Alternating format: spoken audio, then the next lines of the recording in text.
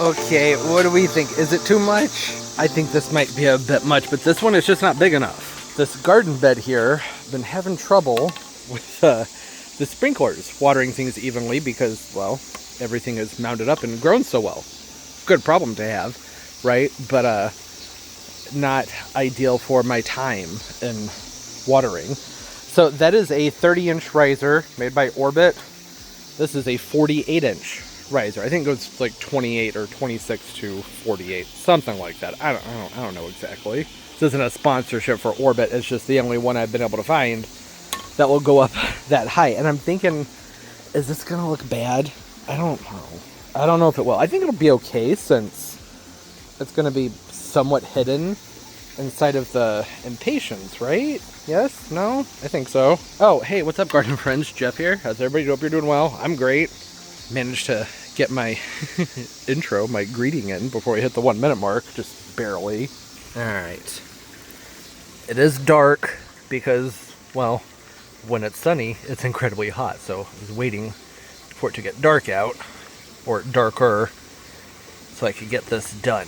Screw that in. Screw this in. Man, the mosquitoes are horrible. All right. That wasn't too bad. It'd be easier if the plants weren't all overgrown. Not overgrown, but, you know, lush and full. Usually it's something I do in the springtime before the annuals have gotten up and started moving. Okay, now I just gotta get the irrigation going. This should be good. I don't see why there would be any problems with this. And I don't notice it. Do you notice it? I think it's barely even noticeable. It blends right in. This one, not only was it not tall enough, it was also broken. I had wondered the last several days when this irrigation would go off for this zone, the water was pooling and flooding up over the whole patio, and I was like, uh-oh, it means there's a busted line. I was assuming it was this one over here that does basically nothing. It's a useless head. But no, it was this one. There's a crack in the threading on the bottom, so still have two problems there. Yeah, you can't even see it. Did that do it? Did it turn on? It should have. Let's see here. I usually have to tweak these things quite a bit. Ooh, there's nothing coming out of there. That's not great. There should be something coming out, but the lid's probably closed. The lid, the cap, whatever you want to call this. Guy up here, yeah. You gotta twist that top part. So that's going to be that end. Keep turning it. Hold on, I need two hands. Oh, that's going to make a huge difference for the irrigation over here. This is great. This whole bed, hard to describe it when you can't see it, but it's all bermed up. It goes up fairly high and then comes back down. So there's drainage that goes behind the house, or behind the bed against the house, and then more drainage that runs through here, carries everything away from the house. But with that rise, it has been so hard these last few years to really get things watered over there. Now I think I should do this one. I don't think I need a 4-foot head for that one, though. I'm going to find a pop-up that'll just pop up higher, because you can see this one's just blowing water right into the gravel. Pretty pointless. Pretty wasteful. This, everything's going to be so much better. Hydrated, is that right? That looks about right, I think. It's coming right over that edge there. So the water can meet the plants where it's supposed to, up high, and run down and drain to everything in the front, how it should be. Some casualties there with the Impatiens, but that's okay. That's all right. They're Impatiens, they're strong, they're sturdy, they'll grow back. I have another one of these 4-foot extension hoses. I'm going to try and work into the other side of the yard tomorrow. That will be a project. That's going to be a big project. If I can even get to that line, I'm also going to try and tap in and do a whole valve drip system thing like I did with this zone over here. If you don't know what I'm talking about, I tapped into my irrigation on that side, and I have two different lines running off of it. One of it runs to a drip tube, a 1/2-inch drip line that goes all the way around, up, and around, and down, all the way over, all the way down that hill right there. But it's just not quite enough water pressure. That's asking a lot of one zone. And I have a valve right here that I can turn to shut off everything down there to increase pressure on this side. I would like to just do the same thing I did over here, where I tapped into the irrigation line, attached a 1/2-inch hose with a valve into the irrigation that runs on this side of the yard to connect to the rest of that irrigation. And maybe even to run the drip for the pottery and everything. I don't know if anything's going to happen. I haven't prepared for it. I just know I wanted to change that one head down there, and that was it. So I've done that. I don't know what's going to happen next. I know it really shouldn't matter all that much, but there's just something about having your things do what they're supposed to that's so refreshing. Hydrated. Everything's hydrated. What are you doing? What's wrong? You can go swim if you want to. I told you earlier, you can go. It's 94 degrees. You're welcome to get in the pool. Go swim. You're free. Yeah, I'm not. It's never a joke. I'm always serious. Come on. Come on. Come on. Go to your swimmies. Have fun. There we go. Okay. That's better. Turbo's loving life again. Anyways, that's handled, taken care of. Feels good to have it done. I've got some new pots.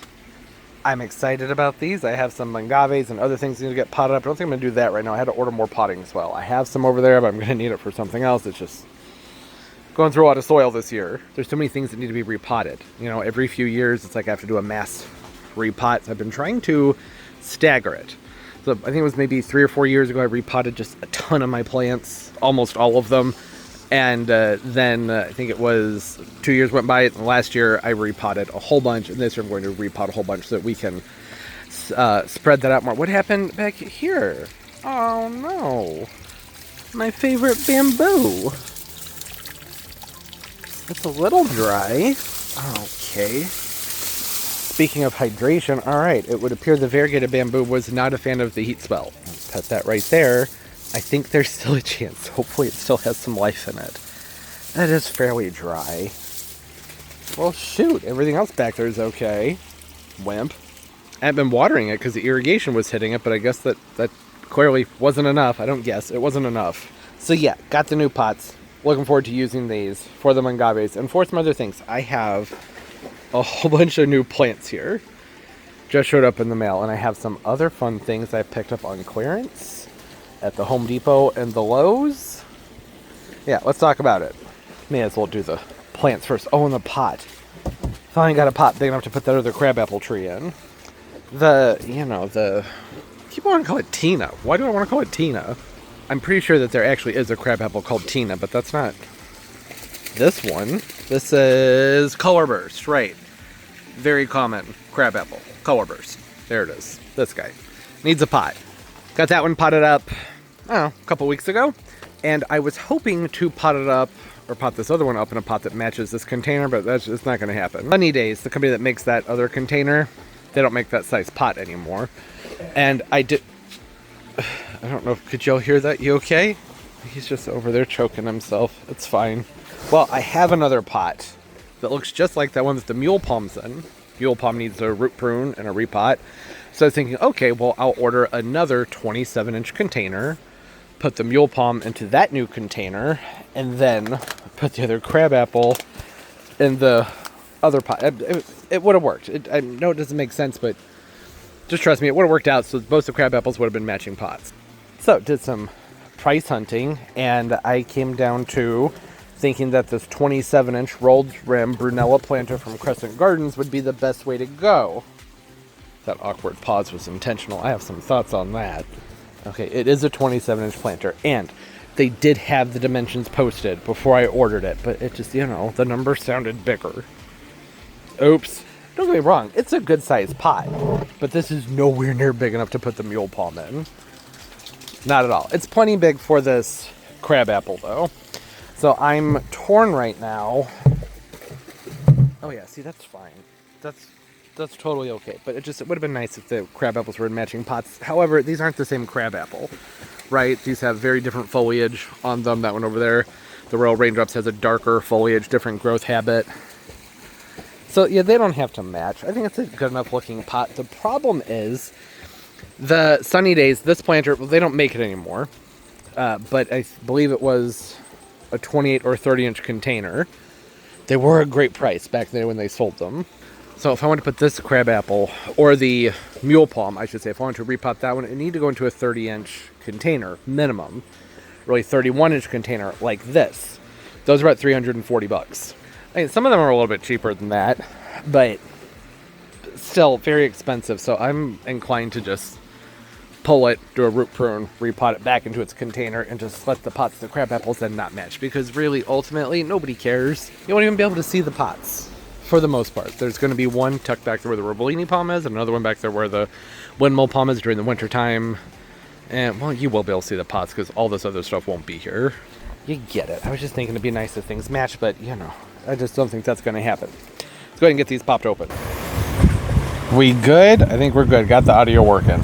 Mic'd myself up for changes. There a spot on any of these packages that don't have my address? I've been over here ripping tags off for the last, like, 10 minutes before I started recording. Want to see how professional I am? Look at my tripod.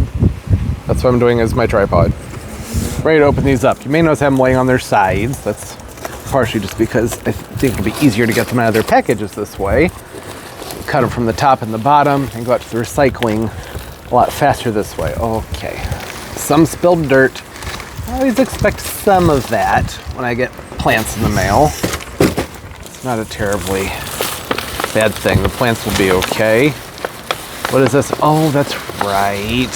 Look at that beauty. Oh, it's a nice, healthy, full, and luscious looking plant with the tag that's hidden. Okay, I was gonna say, where's its tag? It's an apple twist. This is a Heuchera. I'm sorry, it's just a Dolce apple twist. It's just a really nice looking Heuchera. These take on a really nice fall color, I guess is what you would call it. They get a hint of orange and some tones of kind of copper in the cooler weather, and I believe more into the sun. Let me read and see if they give a distinction as to why. Okay, it says leaf color changes with the seasons, right? Newly emerging leaves have red veining, chartreuse yellow leaves have wavy ripple edges that mature to apple green / cream flowers. Oh, well, okay. Well, oops. I ordered this one thinking that it was the cooler weather. All I had to read was the description. I didn't do that, just had to read it before I ordered it. I saw the color, I was like, oh, this will be great for fall. It'll still be nice. And something I love about Heucheras, I have a whole bunch of other Heucheras I'm going to be working with this year, is that where I live, they more so Heucherellas, but Heucheras do tend to be pretty reliable. It's not even in frame all the way. Jeez, I'm off my game. As a perennial, right? I believe this one is a 5 through 9 or a 4 through 9. What does it say on here? 4 through 9. Very hardy. You might want more stats. I'm sorry. This one is only 10 to 12 inches tall with a max spread of 24 inches. Pretty standard Heuchera stuff there. So a low, wide mound. That's what you get with it. I like the versatility of Heucheras. A lot of the times they can go down to that part shade better than some other plants can that can also go full sun. This tag does say part shade to shade though. Doesn't say sun. I see Heucheras planted in the sun an awful lot out here, but it does vary. It's going to be more those red toned ones that take them more sun, generally speaking. And that's not a problem. I don't have a ton of sun, so part shade to shade, that's just perfect. That's going to work for me. I was trying to say, pretty reliable perennials. Sometimes they don't come back with a lot of oomph. I don't always know why. It just seems to be hit or miss. I haven't found that it's necessarily a certain type that comes back better. It just seems to be a luck of the draw. Because I'll plant a whole bunch of the same type certain years, and the next year just some of those will come back great and the others won't. I don't know what that's about, but they remain fairly evergreen up until we have some really harsh or wet and harsh cold temperatures, meaning like, I don't know, below 10 degrees for a long time. That's Fahrenheit. And if things are really wet, then they just take on a really kind of flop down and just junky looking appearance, and then they need a good prune back in the spring. Just cut them back, cut all that crusty stuff off, and they usually flush out with really nice new growth. Even in containers. That's why I liked this one. It wasn't just the color. I have done this one in a container before, and it stayed looking nice throughout a lot of the winter, which I really appreciate, because there are some plants where I don't get that interest in the fall and winter that I would like to. So cabbages and kales, they just don't look that great for me in the wintertime in containers. Heucheras usually hold on pretty strong. If not, maybe like just 15% better than the cabbages and the kales do. So it's not a huge difference, but it's just nice to have that color. And then, like I said, they'll take a break after you cut them back, but then they flush back out, and you have nearly year-round interest with a Heuchera, with the right Heuchera. I just love them. I love Heucheras. So that's what this is about. It's going to be a nice plant to go into some containers later on this year. Okay. Move on to the next one. Oh my goodness. Oh, that's beautiful. I have no memory of ordering this one at all. What happened was Proven Winners was having a sale. And some things happened. Oh, okay, well no, now I remember ordering this one. This is the Dolce Wildberry, which is one of my favorite Heucheras. I love the foliage, it has really nice color. This one has been one of the more reliable ones for me too when it comes to returning year after year, and stays fairly evergreen in my zone. I'm 6B, 7A. They just moved me up to 7A, but I don't really buy it. We drop below 0 almost every single year. So yeah, sun to shade. See, so that darker foliage, you get more versatility with them. And just look at those leaves. Look at the colors. Isn't that beautiful? The maroonish, what would you call that? A burgundy wine. It's a wine. That's a nice wine color with a deeper purplish black vein in it. And I believe these get a nice bushy size to them too, if I'm remembering right. So 10 to 14 inches by about 20 inches. So it's just a little bit smaller than the other one actually, but they have a nice looking appearance when they get going. Yeah, whenever I plant these for people, they're very happy with them. Along with one that I'll be showing you in a little bit. Also a very popular one. People seem to enjoy. I might need you all to let me know, what's your luck with the Heucheras with the deer? Because I was thinking about planting a nice long border of Heuchera in my front yard. Deer are new to my neighborhood. They moved in recently.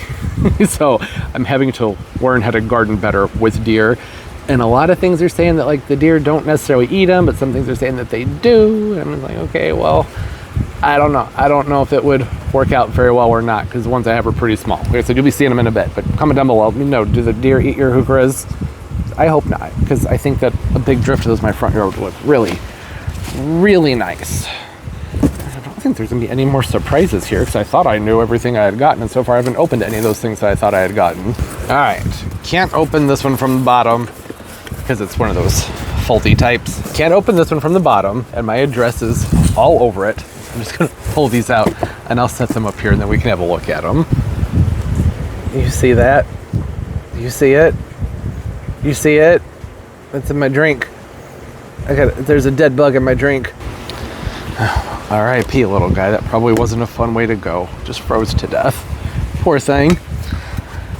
Don't know if it was there to begin with or not. Oh. Huh. One, two. Hold on. I have to do math. See, the reason that I keep getting confused as to what's in here is because I had two separate proven winners orders. One of them showed up yesterday, and then the other one just showed up today. The one that showed up yesterday I placed just because there were some plants that I wanted that I saw that they still had or were offering up. I don't think they had them earlier in the year. And then the one that I placed like 2 days later was because they had a sale. So I said, oh, okay, I can get on that. I'm fine with that. And they had some things that I wanted that my nurseries just never get. I never see them in stock. So that's why I keep getting thrown off. And I also have another order on its way from a different company. So yeah, that's the reason I keep going, oh wait, what's this and how and why? There's just a lot of moving parts going on right now. Oh, this looks nice. Not the strongest growth habit though. That's not great, but I ordered 3 others and they're more sturdy than this one. This is beautiful and I love it. And I'm so happy to be able to grow it this year. It's Sweet Caroline, Sweetheart, Shadow Storm. Look at that. You don't even need to look at the picture. Look at this. Look at that foliage. Isn't that just freaking beautiful? I think it's stunning. It even has multi-colors, multiple tones along the stems. Gosh, that's beautiful. I like that one. That's the fun leaf. These are all nice, cool tones. It's in person, I don't know how it's coming across on camera. It's a dark brown with a hint of red. Actually, no, it's more red with a hint of brown. I'm not great at describing colors. I'm really sorry. Just gonna get it nice and close. There we go. That's pretty accurate. You see that? So it's a brownish red with that really nice green. I like the variegation on this. It's not overly mottled. Sometimes when variegation is overly mottled, it just looks dirty to me, and I'm not all that into it. But this is it's just pretty. Really pretty. That has nice color to it. That, depending on its growth, I think that might be one of my favorites of the new Ipomoeas. Really, really pretty. Where's your tag? You don't have a tag? Okay, well, I'm gonna go with this one. I'm pretty sure I already know the name of this one's Cool Jazz, right? Petunia Vista. Yep, Vista. Petunia Vista Cool Jazz. and it does have some flowers on it, so we don't have to wait to see what those flowers look like. The coloring and everything is going to change. It varies from where you live with your temperatures and your water and your soil and whatnots. So I'm hoping that these end up having a slightly larger flower. I don't know, it may not though. These are pretty small flowers. This is more of what you see on like a mini vista, but that could very well just be the conditions it was growing in. Cooler temperatures usually get smaller flowers on them. I think that maybe for some people it might seem weird to be getting some of these things this time of year. Well, really just these. The other things are perennials. You can plant those, in my opinion, whenever you want to. People have differing opinions on that. But petunias and Petcoas, calabrax, they do really well when we move to the time of year where we have warm days and cool evenings. And they usually can take I don't know, I want to say it's probably about 2 weeks of light frost until mine start to look really, really bad. And that's not like frost every single night, but it's once we get to the point where we're having light frost, they usually persist for a couple of weeks, sometimes more than that, if they're in the right spot, and keep looking pretty good. They do well with those cool temperatures. And they do well with the warm temperatures too, but you know, you get what I'm saying? And it's a Vista. So if it's going to live up to the Vista name, then hopefully I'll be able to get these potted up into something sometime within the next week or two, and they will take off and do what Vistas do and still put on plenty of size by the time fall rolls around. I'm hoping that these will still be looking good into mid to late November, but that just depends on the season. Sometimes we have a hard freeze in the middle of October, and if that happens, then obviously they're not going to be looking good in November, right? But hopefully we have a mild fall and get to enjoy them for a really long time. I'm just curious to see what that cool tone looks like. I've been trying more cool tones this year in the backyard, and I'm really enjoying it because it affects you. It affects me anyways, just like I talk about all the time how I love glossy foliage because it makes everything feel quenched and hydrated and lush. It has a cooling effect, and that's the same with these cooler tones too. They're not as bright and shocking. You know, I avoid red. I mostly always have, with the exception of like sometimes I'll get a red hibiscus. That's usually just to, you know, feed to the iguana or the tortoise or something like that. But for the most part, I like to stay within the cooler tones. So I've been trying more purples and lighter colors this year, and I've been really liking it. And I just wanted to see what this is going to look like so I can make some decisions for next year. This might be an annual that might look pretty good around the pool. I don't know. We'll see. More calm than what I usually put around the pool. I go pretty extreme with those planters sometimes, but I think it might be nice to just, you know, tone it down and have some nice just vistas in the bottoms of my hydrangea planters that'll speak for themselves and not need a ton of other plants with them, and make my life easier too. Right, I put a lot of plants in those planters underneath my hydrangea trees that are over there, the standards that are on each side of the steps that go into the pool.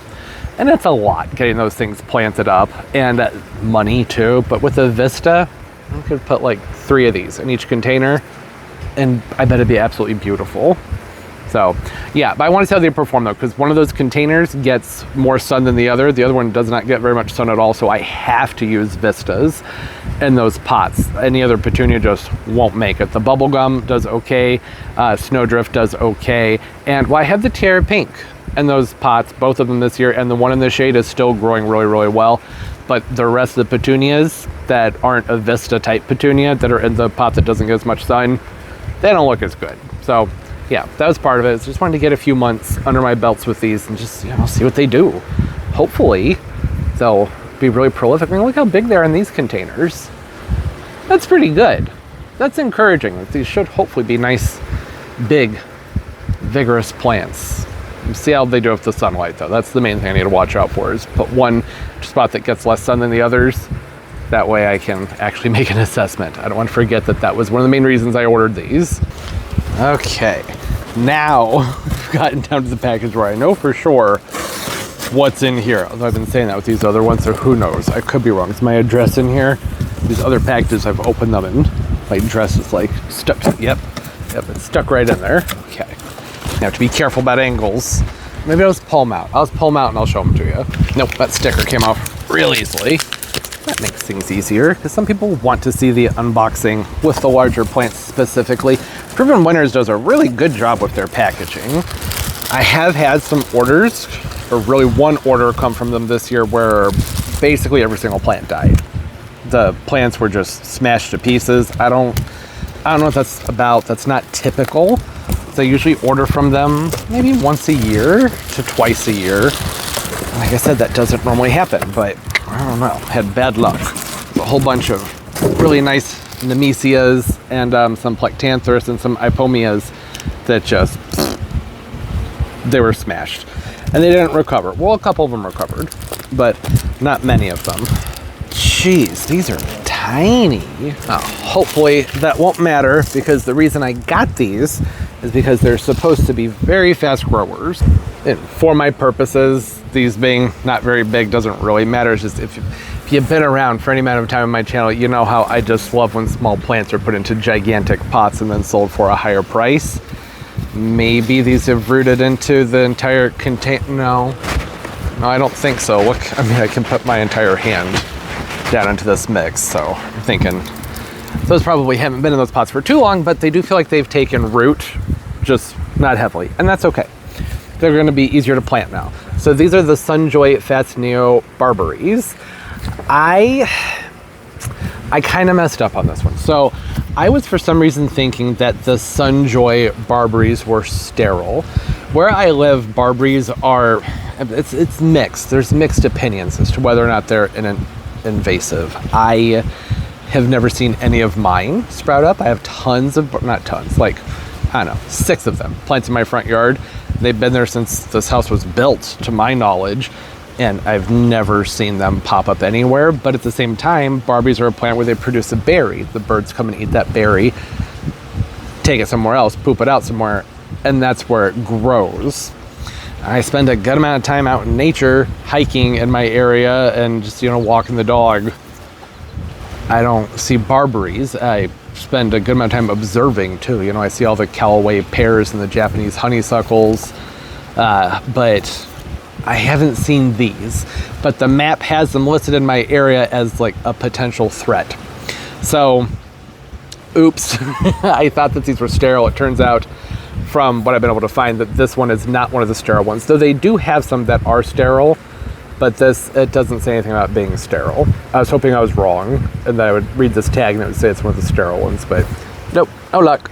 So if you live someplace where Barberries are invasive, don't plant these. But there are some options for you of sterile varieties that you could give a try. This one is the Sunjoy Fast Neo. So I have the Sunjoy Neo, and it's beautiful. It looks like this, really. Really, really nice red foliage on it.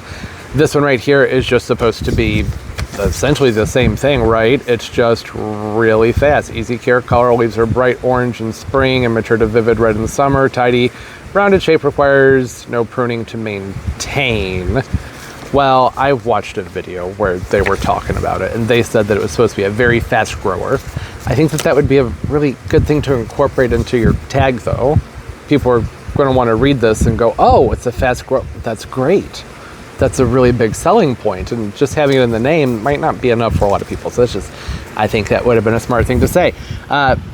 Barberries, one of the reasons I absolutely love them. Pardon the lighting, by the way. The sun, it's moving. Well, we're moving, and the sun's angle is changing. So we're just gonna move on and deal with it. I'll zoom in closer onto the foliage. There you go.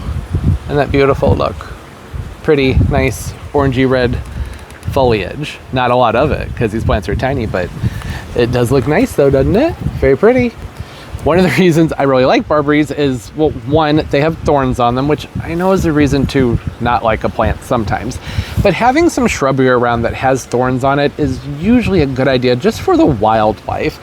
It provides shelter for animals. So oftentimes rabbits and ground squirrels, chipmunks, they'll burrow and like to hide underneath shrubbery that has some thorns. And a lot of birds will use thorny shrubbery as a source of shelter, right? They may not nest in it necessarily, but I think they're good to have around because the animals see thorns and they know, oh, that's probably a safe place for me to hang out, but you gotta watch yourself, right?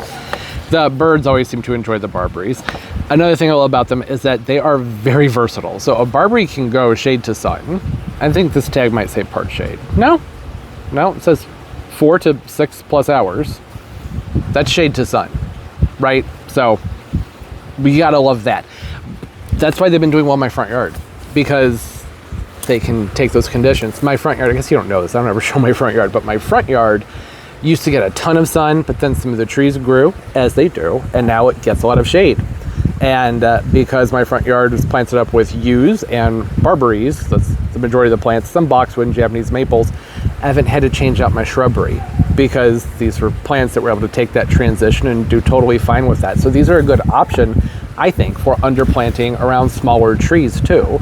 So they can take that sun, and then when the tree gets larger, they can take the shade too, and they'll be fine. And these provide brilliant color. These are going to put on their biggest show of color in the spring, is the case with, I think, pretty much all barberries, right? I mean, I don't know about all barberries, but a lot of them, it tends to be that initial flush that's really bright and really colorful. But there's still, I mean, here we are August, and these have some great color on them. I even like that there's some green in there. The more sun they get, usually the more red that they'll have. So I got these to working underneath my crab apples. I wanted something in those containers, so it's gonna be fall, winter, spring type containers that has some red in it. And I was thinking, oh, well, this would be a good option, because maybe they'll be big, because it says fast, and they said it was a fast grower. But this is fine. These will be easier to plant. Oh, 3 to 4 feet tall and wide, or no, 3 to 5 feet tall and 3 to 4 feet wide. So you get some good height on them, a little bit taller than they are wide, and it's a 4 through 9. So a great option for a container, with me being 6B, 7A. I'd really say more 6A, 6B, but we don't need to get into all that. I think these are going to look great. They'll add some nice fall, winter, and spring interest, and just be nice, sturdy plants to have around. And they will get moved to my front yard, because I have a couple areas where, I don't know how to describe this. Well, I have more barberries on one side of the yard than on the other. So I wanted to get these to move into the other side, where I'll put them next spring, and that'll even things out a little bit. So it's really red and green on one side, and then just a lot of yews on the other.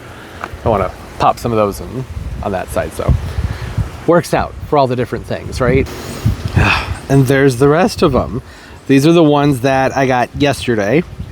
The other 3. Don't they look nice? They're so pretty. I love their color. That's all. I mean, I could just keep going and going and going. I think that these are my favorites. I think what I like about them so much, I already talked about it some, or a whole bunch, but I'm going to do it some more. I like that these are going to be appealing late spring all the way through the fall, because these give me hardcore fall vibes, but also summer too. I get summer with this also, because it has that green in there. It's not just the browner tones. So I have another Ipomia. I can't remember the name of. I'm just going to say it's called Mahogany. It's up here. Can you see it? It's tucked away. It's really hard to see right now. And I love it, but it just screams fall to me. Kind of like these Heucheras that are back here behind these. But I can see these really just being great. Just fantastic for, you know, all those seasons, not just one or the other. When you go too red, I don't know, it's just me, it's an association thing. I go, oh, fall. But not with these. These are great, and they're so full. They're so big. With these, because it is later in the year, I don't know for sure if I'm going to move these into underplantings with my other plants, or if I may just pop each one of these in their own container and say a hanging basket, perhaps, and then trim them back and take them in for the winter time. These store pretty well, as long as they have a few months to develop a nice big tuber. Remember, this is a sweet potato. You wouldn't want to eat it, but it does the same thing, right? These form a really big tuber underground, and you can store it for a while. I have had many sweet potato vines just go dormant with my caladiums and whatever else is under plants or my palm trees. As long as they don't experience a really hard freeze, then they just start to grow back out on their own come springtime, when you start picking up on the watering and everything.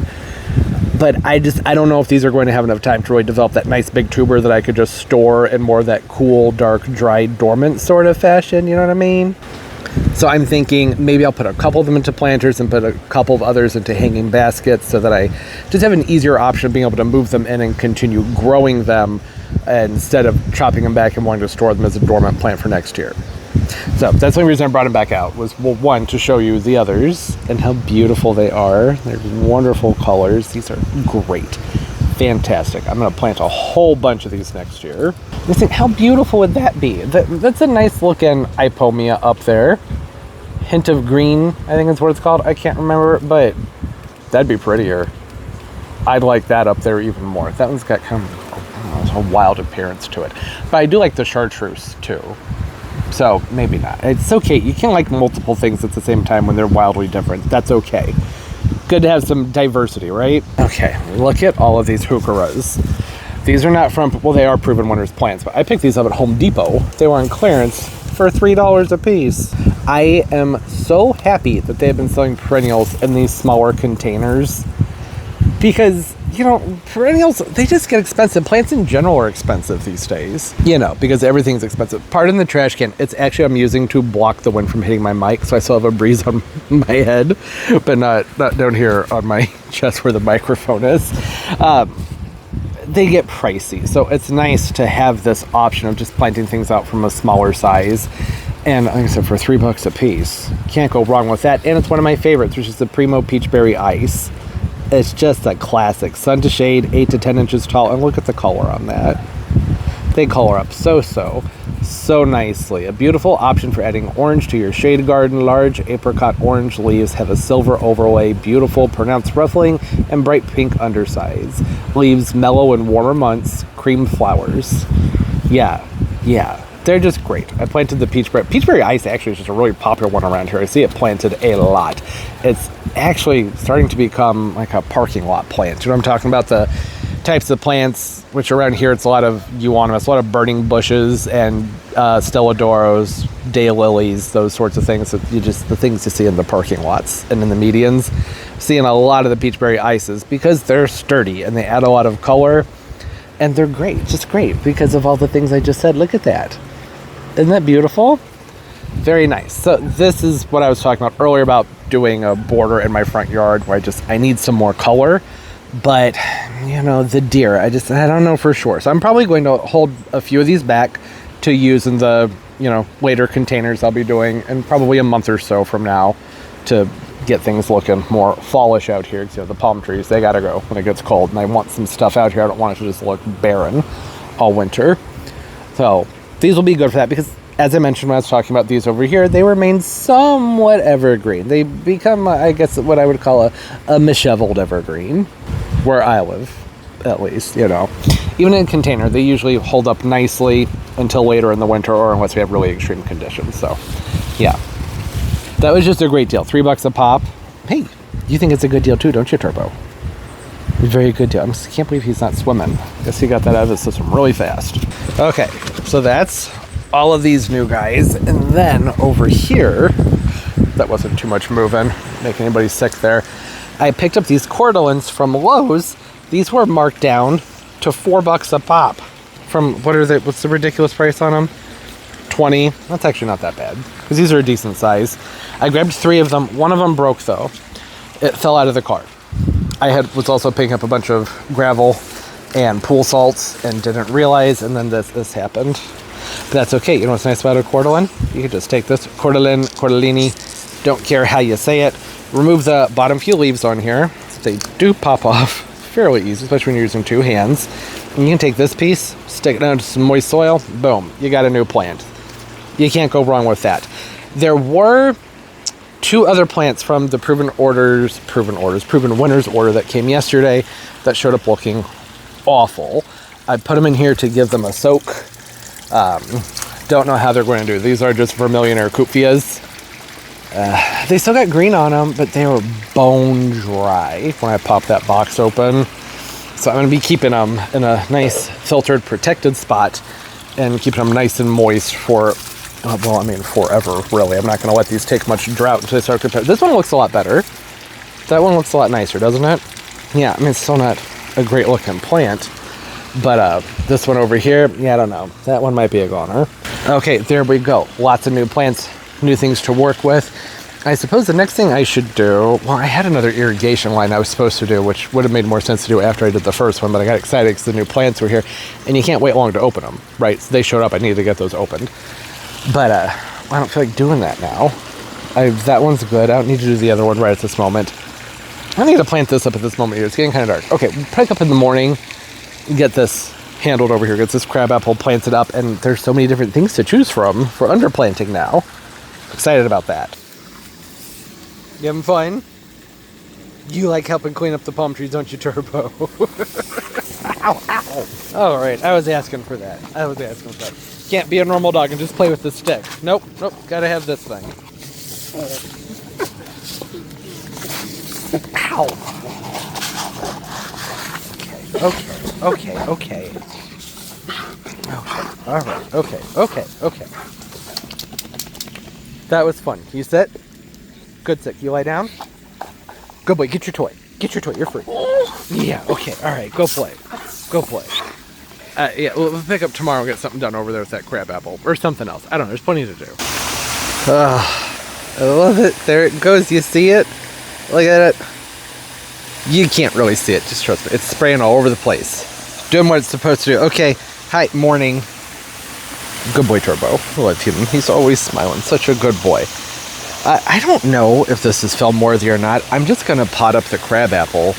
I don't know if I'm going to do any underplantings with this just yet or not. I had plenty of things to underplant it. Look at that. That looks so bad. I gave it a big drink. We'll see what happens. I walked away from the camera too. Don't know why I did that when, you know, we all know that there's a video going on here, but needed to grab the tree. Yeah, I think that's going to be a big enough upgrade. That should be plenty of space. I think I'm not going to use much soil for this, that's for sure. I'm thinking this should be fine. This is a batch of mix that's just heavier than the others, which means it's holding on to more water. Normally it's light and fluffy. Always want that soil to be light and fluffy, but this one definitely has more moisture in it, and I think that's a good thing because these are, I say these, I already pot up the other one. They're going to need a lot of help getting through the drier wintertime. Well, look at that lighting. Can I make that any better, guys? I'll bring you over here. Is that, I mean, it's a little bit better. This is the fun part. Getting that last one out of this container, the root training pot, that was a challenge. The roots, they grip. They get inside of it into the little notches. They don't want to come out. I don't want to tear up this pot though, because, well, I really like these pots for large aeroids. Have to put a liner in them, but that's easy enough to do. And just some burlap do the trick. Okay. This one's coming out easier. This one's also much heavier than the last one. Yeesh. Come on, root ball. No, maybe I need to lay it on its side and roll it around a little bit. Sometimes that helps. Yeah, there we go. Intact. Nicely. I'm tripping over the tree that's behind me. Trying to keep most of the mess on top of the rug here. There we go. It is down fairly far, but that's okay. That's okay. That's a good thing. I like these planted further down because in the wintertime when I need to water them, I can just take a 5-gallon bucket, just boom.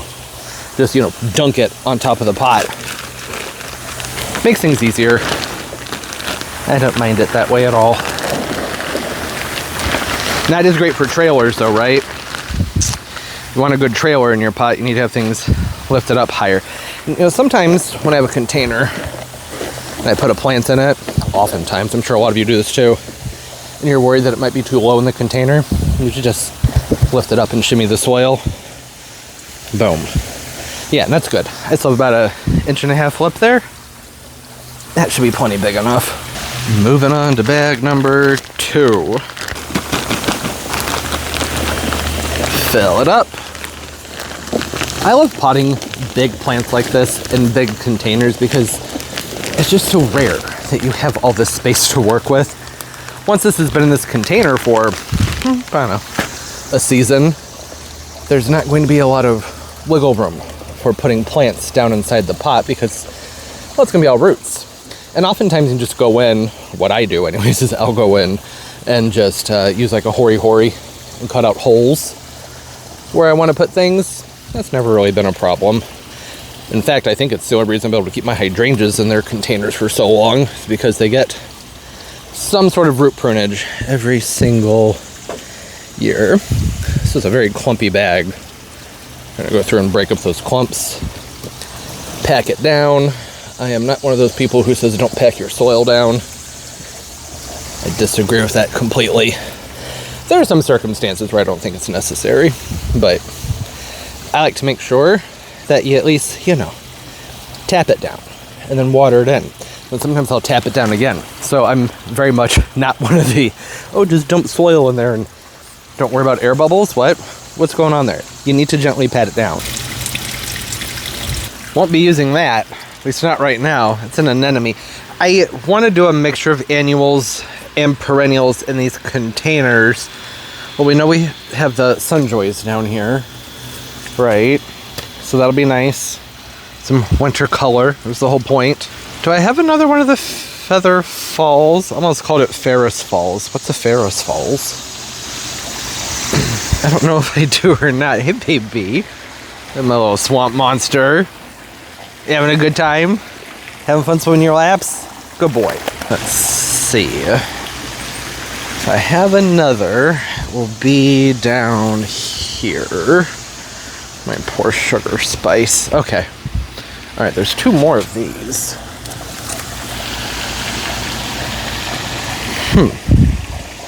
Yeah, I like this. They're nice, they're floofy, they're poofy, great color on them. Somewhat evergreen, kind of like with the Heucheras. I talked about that with the Heucheras, how they can be kind of evergreen. I should put some of those Heucheras in here too. I'm not going to be trying to make these 2 containers match, though that would be nice. I don't see it happening. The later you get into the year, the harder it is to find multiples of things. Like, I have a whole bunch of roses that need to go into my front yard, and I just remembered yesterday to order them now and get them sent into the nursery, because I know that I'm not going to be able to go there and find, probably not going to be able to find 6 of what I'm looking for. I also need to determine if this has a good side, which it does. This is the good side. Now, if this were a landscape tree, I would do things differently, but this is going to be up against my house, so it's going to spend some time growing improperly, I guess is what you would say here. See how this side's fairly flat? Same thing with the royal raindrops over there. That is somewhat intentional. I picked out ones that didn't have fully rounded growth. I figured, hey, people are putting these in their yard, might want those. Since they're going up against my house, that doesn't really matter.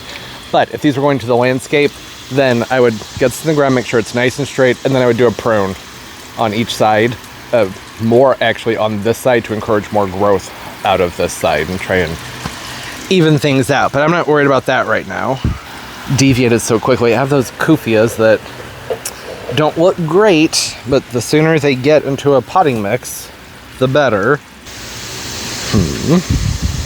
These are going to be getting some sun. For right now, I really want to get this into a pot, though, because I really like this caladium. I don't want that to end up in a container. Oh yeah, I have all these guys, though, right? When I got one of these ipomias planted, I want to plant the wobbly one. Where's that wobbly one? Or maybe it's stiffened up by now. Was it this one? Yeah, it was this one. Should I do a Vista? I don't know. Could put all those smaller Heucheras in here. That would be a lot easier to manage. I don't know. I think that would... oh no! Plant down. Sorry, bud. Sorry. Get you potted up here. I'll be feeling right as rain before we know it. Yeah, I think I'm just gonna start popping things in here and we'll see what I come up with. I'm mostly just trying to really just get things that are in loose cans. I would just like them planted up because they're easier to take care of once they're in a container. Okay. It's not perfect. I wasn't going for absolutely beautiful right now. I just wanted to get some of the more tired looking annuals in here so I didn't have to worry about them, and some of the new ones. So I have that new Ipomia right here, Vista Cool Jazz in the front, the 2 Vermilion Kufias back here. I just figured the sooner I get them into a potting mix, the better. So that's taken care of. Featherfall Carex and the Sunjoy Fast Barberry, those will stay in here throughout the year. And then when I pull these annuals out the front, I will pop in one of these Heucheras right here, right there in the front. I think that'll look nice. I know it's hard to see. The lighting's just, it's difficult to work with this time of year because the angle of the sun is so sharp. It's good. This is fine. I'm going to water it in. Oh, and I'm going to put that anemone in the back. It's a really nice one. Just got very thirsty. It's a, come on. Hupensis September Charm. It's a pretty classic, just nice pink anemone. So I want that to go not directly in the back, but kind of right around here. And it's just, I think I should wait for it to bounce back, don't you? I don't think I should just go plopping that in here willy-nilly. It would not appreciate that. I feel good having this done. Both the crab apples are out of these root trainer containers, which are great. I love these pots, but it's a lot easier to keep things hydrated when they're in a fresh mix, right? And I want these to make it through the winter. So they need some time to put out some roots, get into that fresh new mix. They'll be able to access moisture better that way. They have a couple months to do that. I could probably get these moved sometime soon. I'm clearing out an area over there where I think I want these to sit until the tropicals go away. I like how things are coming along though with the crabapple planters. Sort of a fun side quest to have back here, prepping some things for later in the year. I had thought about maybe putting a rhodia, which are these over here, these Japanese lilies, in the mix, but they don't like a ton of sun. They're getting a lot of sun right now. I've been keeping them there, pushing them, because I wanted to see if they could hack the sunlight for the area where I had intended on putting them. They're pretty dang tough. So that's something to think about. Yeah, just glad to have some annuals tucked in. I didn't want those showing up and then just have more things laying around, because I have plants rolling in for fall and winter right now, and I don't want them to pile up. Things are looking good out here. I don't want things to get too misshaveled or messy. Before we go, I would like to have a look at everything that got cut back last week. See how it's doing. Everything just got watered. Okay, so this is good. Great signs. See, things are already starting to flush out. Not a ton, but just a little bit. Like, see that right there? That's good. That's a good sign. I was concerned, not so much with this area, but over here, because the light is so different. See how shady this spot is? But I think that these are going to be okay too. Yeah, I'm seeing some swelling. Okay, yep, that's good. That's pretty good. I should come in here and pull these things out. Make sure things say open in here. If they don't say open, that's when start to have issues. Summer pink caladium, that's finally coming up. So this wall of caladiums is going to even out. It was not my intention to have the alocasias mixed in with those. I planted the alocasias, 2 months passed, nothing happened, assumed that they weren't going to come up. And then I put the caladiums in. And then caladiums came up very quickly. These summer pinks, they're very vigorous. These are so fast. You plant them within 3 weeks to a month. You have a big, beautiful plant. I mean big. These were also planted from jumbo-sized bulbs, but, you know, still, it's a caladium that gets 3 feet tall. So they're nice and big. And it was just a nice row of those big white leaves, and then the alocasias came up. All right, better late than never. It's not something I was too concerned about because I had gotten these on clearance for like, I don't know, they're about $3 a piece, I think, maybe $4. I really can't remember, but they were very, very, very inexpensive. I want to say from Power Planter. Power Planter, they sell plants, if you didn't know, their website. And they're fairly close to St. Louis, so they ship things over here very, very fast. But yeah, nothing had happened with them. And then the caladiums happened. I guess I don't mind the mix. I think it's messy. I do think it would look better if it was one or the other. I think the caladiums would be the way to go.